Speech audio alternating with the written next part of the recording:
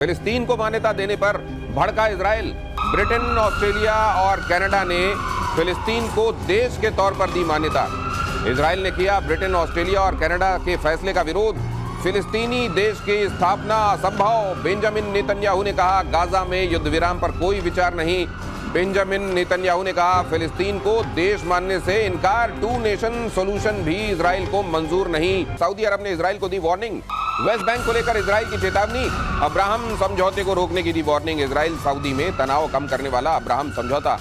West Bank पर कब्जा red line माना जाएगा।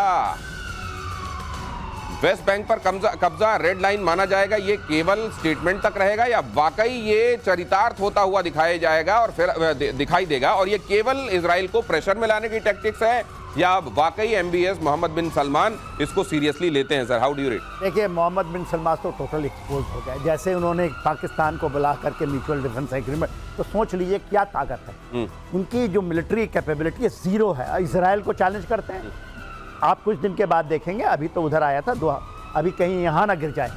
और जो चीज़ उन्होंने कही है, अब्राहम अकॉर्ड 2020 की है और साइन हुआ था बिटवीन इजराइल एंड यूएई के बीच में। ये तो बाद में ज्वाइन किए थे। देखिए, अब्राहम अकॉर्ड ज्वाइन ही नहीं किया, ज्वाइन भी नहीं किया। वो बातचीत चल रही थी कि हम भी ज्वाइन करेंगे, हम भी ज्वाइन करेंगे। तो देखिए, जो मोहम्मद बिन सलमान को मैं सोचता था कि विजनरी लीडर, मगर आज अपने मोनार्क को, जो उसके कहते हैं ना, जो सेम उनकी जो डायनेस्टी है, उसको बचाने के लिए ये सब पैतरा भाज रहे हैं। या तो आप ये कर लें, ये सोने के से आप शेरों से खेलिए, इतना दूर तक सही है। आप इजराइल को चैलेंज कर रहे हैं। देखिए, इसमें यूएन का एक रेजोल्यूशन है 242, जिसके अंतर्गत इजराइल को ये सारी टेरिटरीज वापस करनी थी जब इन्होंने ऑक्यूपाई किया था 1967 अरब इजरायली कॉन्फ्लिक्ट के अंदर।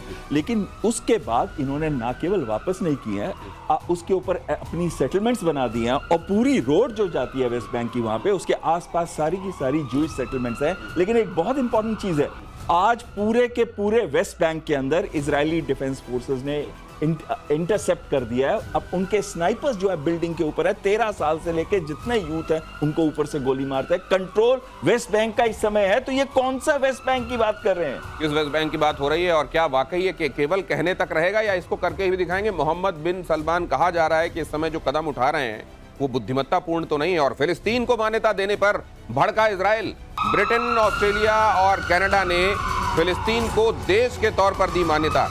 इजराइल ने किया ब्रिटेन, ऑस्ट्रेलिया और कनाडा के फैसले का विरोध। फिलिस्तीनी देश की स्थापना असंभव। बेंजामिन नेतन्याहू ने कहा, गाजा में युद्ध विराम पर कोई विचार नहीं। बेंजामिन नेतन्याहू ने कहा, फिलिस्तीन को देश मानने से इनकार। 2 नेशन सॉल्यूशन भी इजराइल को मंजूर नहीं, ये कहा। अब ये जो सर विश्व भर से अलग अलग महत्वपूर्ण देशों की ये जो आवाजें उठ रही हैं और इजराइल का ये प्रतिकार, ये असल में किधर जाता दिख रहा है? सर, आपने कहा महत्वपूर्ण देश है, यूके है। 2 नेशन थ्योरी भारत में करके गया। 3 nation theory, same 2 nation theory North Korea, South Korea, यहाँ आपका Germany, East Germany, West Germany, यहाँ पर उन्होंने फिलिस्तीन, जो मैं मानता हूँ, मैं तो 2 नेशन थ्योरी को मानता ही नहीं हूँ। आप बोलिए कि भले मैं बेंजामिन, बहुत लोग कम मानेंगे, भारत में भी लोग। ये भारतवासियों, ये समझो, यदि 2 नेशन थ्योरी को आप भी सपोर्ट करते हो तो यू आर सपोर्टिंग जो आपको बांट के गया है। लेकिन सर, फिर हमारी डिप्लोमेसी का हमारी क्या? अखंडता, हमारी डिप्लोमेसी का क्या सर? डिप्लोमेसी एक आपका नजरिया तो है, लेकिन एग्री नहीं कर रहा हूं। बिल्कुल भी 2 nation theory is a wrong theory. बिल्कुल मैं एग्री नहीं कर रहा हूं। 1917 में ऑटोमन टर्क से ली थी इजराइल ने, और उसके बाद सेकंड वर्ल्ड वॉर के बाद बसाया था जूस को यहाँ पे, इस कंडीशन पे कि पैलेस्टीनियंस का, क्योंकि ये पूरा पैलेस्टीन होता था, तो इस पैलेस्टीनियंस की भी एक जगह होगी जहां पे रहेंगे। अभी ये 22 लाख के करीब है, ये कहाँ रहेंगे? इसके लिए 67,000 को तो मार दिया है। 22, तो सर, ये तो हो गया कि किसका नजरिया सही है। आपने दोनों बातें रख दी, लेकिन अब ये बताइए, इसका होने क्या वाला है? इसका कल्मिनेट क्या होगा? कल्मिनेट केवल ये स्टेटमेंट्स तक सीमित होगा या ये टकराव के तौर पर सामने दिख रहा है? स्टेटमेंट्स तक ही सीमित रहेगा। अगर ये अटैक नहीं करते मिडिल ईस्ट के अंदर किसी और कंट्री को, ज्यादातर ये स्टेटमेंट्स तक ही सीमित रहेगा और ऑपरेशन जारी रहेंगे। आप रोज देखिए, सैकड़ों लोग मारे जा रहे हैं, बिल्डिंग्स के बिल्डिंग ध्वस्त हो रही है। 70% बिल्डिंग तो गाजा सिटी के अंदर खत्म, बर्बाद हो सही है। मैं एक बात बोलना चाहता हूं। देखिए, एक ये अलग से मेरी सोच है, बहुत लोगों की सोच है, भारत के बहुत लोगों की सोच है। 2 nation theory is a failed. और कौन कर रहा है? जो किया है वही ब्रिटेन 48 में 2 नेशन थ्योरी लेकर आया था। इसके पहले नहीं थी 2 नेशन थ्योरी। वो कर रहा है, हम उसको बोलते हैं ये बहुत ग्रेट नेशन है। वो नेशन जो हमारे को बांट के चला गया। यदि हम जब अखंड भारत की बात करते हैं तो टू नेशन, दैट्स व्हाई नहीं मैं मानता हूं। मैं तो ये मानता हूं कि हमारा अखंड है वो एक दिन बनेगा। लेकिन आगे चलते हैं सर, फिलहाल आगे बढ़ना पड़ेगा। गाजा पर इजराइल ने फिर किया बड़ा हमला। रात भर गाजा सिटी पर बम बरसाता रहा इजराइल। हमले में 34 लोगों की मौत की खबर। दक्षिणी गाजा की रिहायशी इमारत हमले की चपेट में आई। इमारत में 14 लोगों की मौत, 3 बच्चों की भी मौत। गाजा में इजराइल के हमले, ये तस्वीरें आप यहां देख रहे हैं। खबर मैंने आपको बताई, अब आप अपनी बात पूरी की। बिल्कुल 67,000 लोगों को मार चुके हैं, जिसमें से 70% महिलाएं और बच्चे हैं जो कुछ भी दिन के थे, उनको भी टेररिस्ट क्या क्या मार दिया गया है। जब एक खाना लेने जाते हैं तो एड वालों के ऊपर गोलियां बरसाई जाती हैं। अब खंडर के खंडर बना दिए। 22 लाख लोगों को भुखमरी कंडीशन पे यूं ही हो गया सर। हाँ जी, ऐसे ही हो गया बिना कारण के? नहीं, बिना नहीं, बगैर कारण के हो गया सर। हमस का कारण जरूर है। और वो लोग जो अस्पतालों से और इस तरह की ये जो शेल्टर हाउसेस से गोली चलाते हैं, वो ठीक करते हैं? वो ठीक नहीं करते। पर इसका क्या मतलब है? इसका मतलब है, एक मिनट, इसका मतलब क्या है? इंसानियत को खत्म कर दे हम, जो इनोसेंट्स हैं उनको भी मार दे।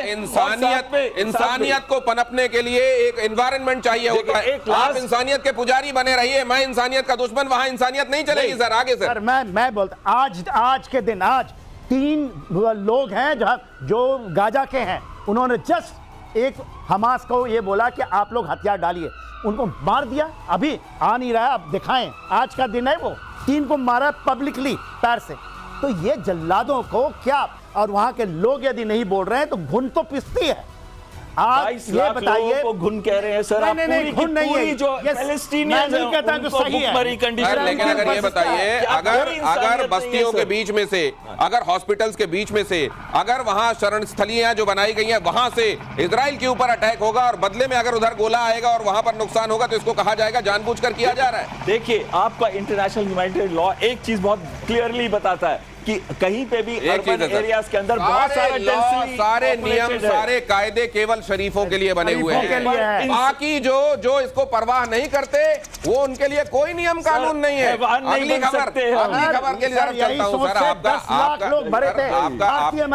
अरे वो उस साधु की कहानी भी मुझे याद है, जो बार बार एक बिच्छू को पानी से निकालकर बाहर कर रहा था, उसको डंक मार रहा था, फिर निकाल रहा था। सर, इसकी कोई तो सीमा होगी ना सर। अगली खबर देख लीजिए। पोलैंड के आसमान में ब्रिटिश फाइटर जेट ने भरी उड़ान। पोलैंड रूस तनातनी के बीच ब्रिटेन का एक्शन। ब्रिटेन ने पोलैंड में 2 फाइटर जेट तैनात किए।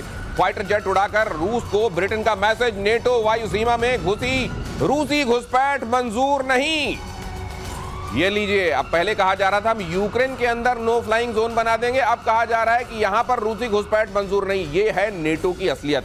ये जो नेटो की हवा बनाई हुई थी, उस नेटो की हवा को पंक्चर करने का काम रशिया बहुत अच्छे से कर रहा है। बड़ी इंटरेस्टिंग चीज है इसके अंदर। 85 साल पहले बैटल ऑफ ब्रिटेन हुआ था, सितंबर 1940 बहुत क्विकली सर, हमारे पास बहुत सेकंड है। और उसके अंदर जो जहाज यूज किए गए थे, ज्यादातर एक बहुत बड़ी कंटिजेंट थी पोलिश एयरफोर्स की, जो कि आरएएफ के साथ लड़ रही थी। आज देखो पूरा साइकिल चेंज हो गया। आज आरएएफ के जहाज पोलैंड को एयर डिफेंस कर रहे हैं, वहां पे आके उड़ान भर रहे हैं। 15 सेकंड सर। जो स्टैमर है ना, जो ये ब्रिटेन है, ये सब चीज का जड़ है सर। ये वहां करने आ रहा है, अपना तो बचा नहीं सकता, ये पोलैंड को बचाएगा। स्टैमर हर चीज की, वैसे अगर देखा जाए तो इसमें कोई गलत भी नहीं है। दुनिया में कई जगहों पर जहां आपको गड़बड़ियां मिलेंगी, या तो यहां वो यूके मिलेगा या वहां यूएस मिलेगा। क्या ये ऐसे ही संयोग है? बहुत धन्यवाद सर, आपका बहुत धन्यवाद। आप सब दर्शकों का भी बहुत शुक्रिया।